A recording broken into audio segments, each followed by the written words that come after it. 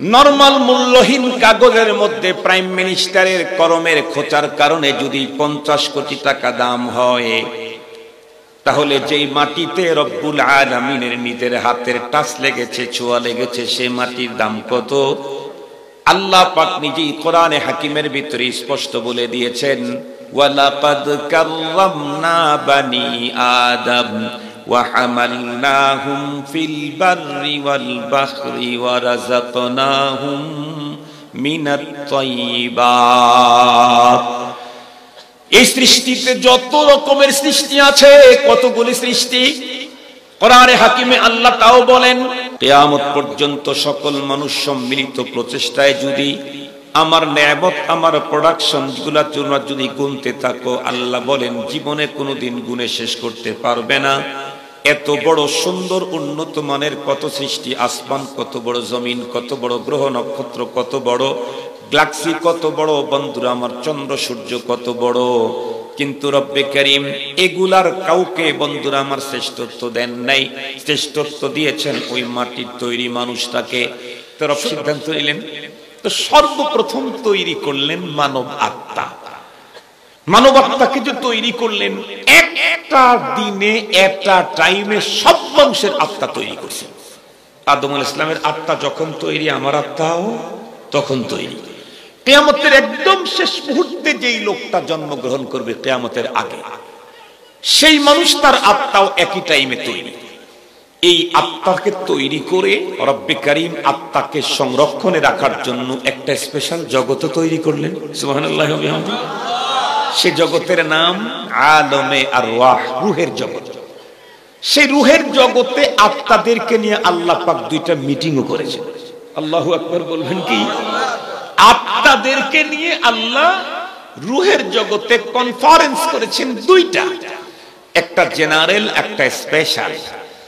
General কনফারেন্সের বিষয়বস্তু ছিল রুবুবিয়্যতে বারি তাআলা, আল্লাহ যে রব এর স্বীকৃতি রূহের জগতেই মানুষের আত্মা থেকে নিয়ে নেওয়া। আল্লাহ পাক সমস্ত আত্মাকে এক জায়গায় করলেন, এমন কি কারুন, সাদ্দাদ, হামান, ফেরাউন, নমরুদ, আবু জেহেল, উতবা, সাইবা, সবগুলোর আত্মা সেখানে। আল্লাহ পাকের পর একটা লম্বা বয়ান দিলেন আত্মাদেরকে সামনে নিয়ে। আল্লাহ পাকের রিফাতের, জালালাতের, কিবরিয়াই, আজমতের, বড়ত্বের, পাওয়ারের, ক্ষমতার, দক্ষতার লম্বা বয়ান দিয়ে এখন জিজ্ঞেস করলেন, আলাস্তু বিরাব্বিকুম, ম্যান্ডেট নিতে চাইলেন। এখন তোমরা বলো, আমি কি তোমাদের রব নই? সমস্ত আত্মা আমরা একসঙ্গে বলেছিলাম, বালা, হ্যাঁ আপনি আমাদের রব, আপনি আমাদের সব। এরপরে রব্বুল আলামিন crore crore million billion trillion trillion আত্মার মধ্যে কিছু আত্মাকে আল্লাহ নিজে ইন্তেখাব করলেন, নিজে বাছাই করলেন। বাছাই করে আর একটা ভিআইপি গ্যালারিতে ঢুকালেন। এখানে কাদের আত্মা? শুধু নবী এবং রাসূলদের আত্মা। আর কোন আত্মা সেখানে ঢোকার কোনো সুযোগই নাই।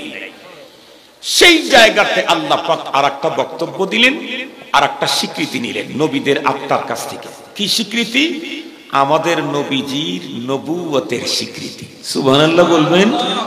এজন্যই তো উলামায়ে কেরাম লেখছেন, পৃথিবীর যত বড় মানুষ দেখেন, সমস্ত মানুষ আর মনীষীদের লাইফ হিস্টোরি শুরু হয় জন্ম থেকে, শেষ হয় মৃত্যুতে গিয়ে।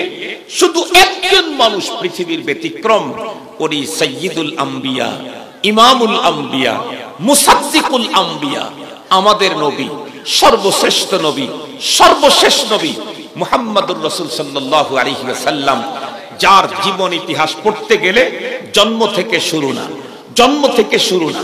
প্রথম মানুষ আদম পয়গম্বর থেকেও শুরু না।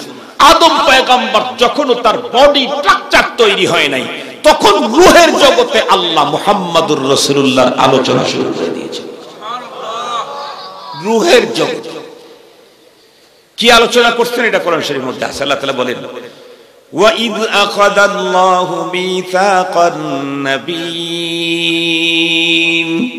لَمَا آتَيْتُكُم مِّن كِتَابٍ وَحِكْمَةٍ ثُمَّ جَاءَكُمْ رَسُولٌ مُصَدِّقٌ لِّمَا مَعَكُمْ লাতুমিনুন্না বিহি ওয়া লাতানসুরুন্নাহ قال أأقررتم وأخذتم على ذلكم إصري قالوا أقررنا قال فاشهدوا وأنا معكم من الشاهدين রূহের জগতে নবীদের আত্মার সামনে যে ওয়াজটা করেছিলেন আমি আপনাদের খেদমতে তেলাওয়াত করলাম। এরপরে রব্বে কারীম চাইলেন প্রথম মানুষটা বানাবেন, তো আদম আলাইহিস সালামকে তৈরি করার জন্য আজরাইল আলাইহিস সালামকে দুনিয়াত পাঠিয়ে দিলেন। তুমি পৃথিবীতে গিয়ে প্রান্ত প্রান্ত থেকে নানা রঙের, নানা ঢঙ্গের, নানা স্বভাবের মাটি এক জায়গায় করে। কেন? রব্বে কারীমের আগের থেকেই তো প্ল্যান। আমাদের দেশের মতো প্ল্যান না। আমাদের দেশে, আমাদের সিরাজগঞ্জের যমুনা সেতু যখন তৈরি করে, প্ল্যান করে, তখন ছিল যে শুধু বাস চললেই হবে। সেতু যখন নির্মাণ মোটামুটি শেষের দিকে, তখন চিন্তা করলো যে শুধু বাস পার হয়ে যাবে, যদি ট্রেন পার হইতো তাহলে ভালো হইতো। এই জন্য পরে আবার ট্রেনের রাস্তা এক্সটেনশন করছে। এক্সটেনশন করার কারণে এখন কি মুসিবতে পড়ে গেছে যে এক সাইড দিয়ে ট্রেনের রাস্তা, যার কারণে পুরা সেতুটাই এখন ঝুঁকির মুখে। যার কারণে এখন আবার বঙ্গবন্ধু ট্রেন সেতু, ওই সেতুর পাশে আরেকটা করা লাগলো। তার মানে হলো পৃথিবীর মানুষ কোনো কাজ যখন করে ডিসিপ্লিনে কখনো ফাইনাল সিদ্ধান্ত নিতে পারে না। দিন যত গড়তে থাকে বুদ্ধি তত বাড়তে থাকে। ঠিক বললাম না ভাই? ঠিক বললাম। কিন্তু রব উনি তো সব, রব উনি তো সব। রব কি রঙের, কি ঢঙ্গের, কি স্বভাবের, কি ডিজাইনের, কি ফিটনেসের মানুষ পৃথিবীতে তৈরি করবেন, এটা রবের প্রথম সিদ্ধান্ত। তো নানা রঙের, নানা ঢঙ্গের, নানা স্বভাবের, নানা ফিটনেসের মানুষ তৈরি করবেন। আর সবগুলার মূলে যেহেতু আব্বাজান আদম আলাইহিস সালাম, এই কারণে সবগুলার মেটেরিয়াল আব্বাজানের বডির ভিতরে দিয়ে দিয়েছেন। এখানে সাদা, কালো, উঁচু, লম্বা, পেটে, খাটো, কত রকমের, কত ঢঙ্গের, সব ওখানে দিয়ে দিয়েছেন। আজরাইল আলাইহিস সালামকে দিয়ে আল্লাহ পাক একটু মাটি নিলেন। মাটি নেওয়ার পরে লম্বা একটা বডি তৈরি করলেন। মজার কথা হলো আদম আলাইহিস সালামের বডি তৈরি করতে আল্লাহ পাক নিজের হাত দিয়ে মাটিটা কাজ করলেন, নিজের হাত দিয়ে বডি স্ট্রাকচার তৈরি করলেন। এ কারণেই তো আপনারা প্রত্যেকেই জানেন, আদম আলাইহিস সালামকে তৈরি করার পর আল্লাহ পাক যখন অর্ডার করলেন ফেরেশতাদেরকে, উসজুদু লি আদম, সকল ফেরেশতা সিজদা করলো। করলো না যেন কয়জন? নাম জানি কি? একটু জোরে বলেন না। আছে না মারা গেছে? আরো জোরে বলেন। বাহিনী কমতেছে না বাড়তেছে?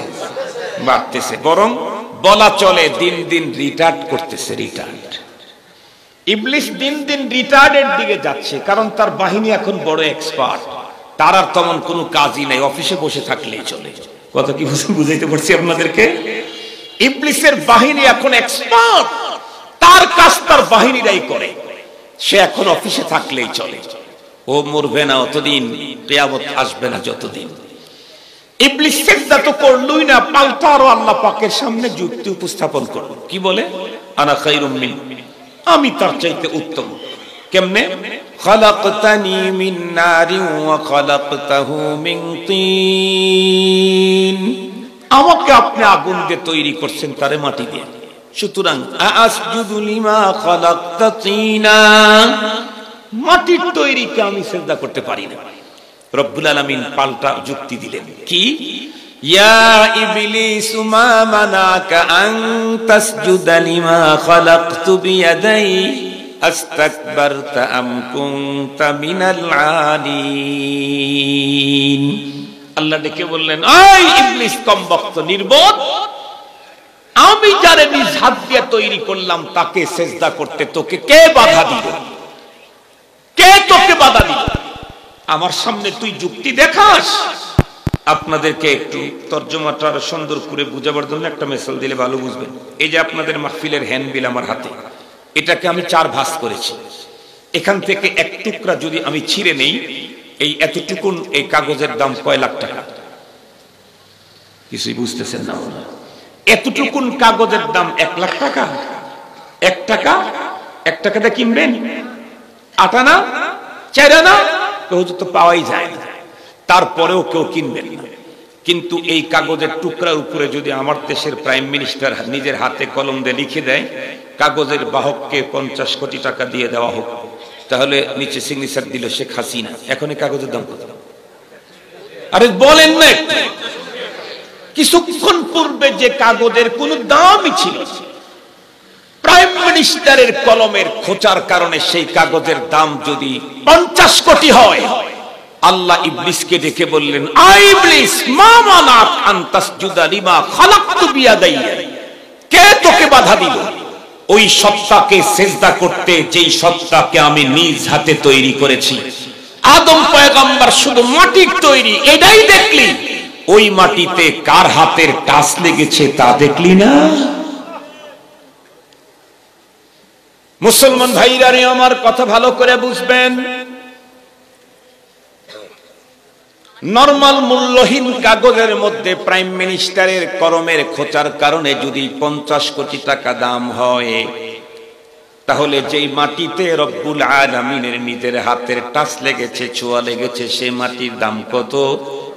আল্লাহ পাক নিজেই কোরআনে হাকিমের ভিতরে স্পষ্ট বলে দিয়েছেন, ওয়ালাকাদ কাররামনা বানি আদম ওয়া হামালনাহুম ফিল বাররি ওয়াল বাহরি ওয়া রাযাকনাহুম মিনাত তাইয়্যিবাত।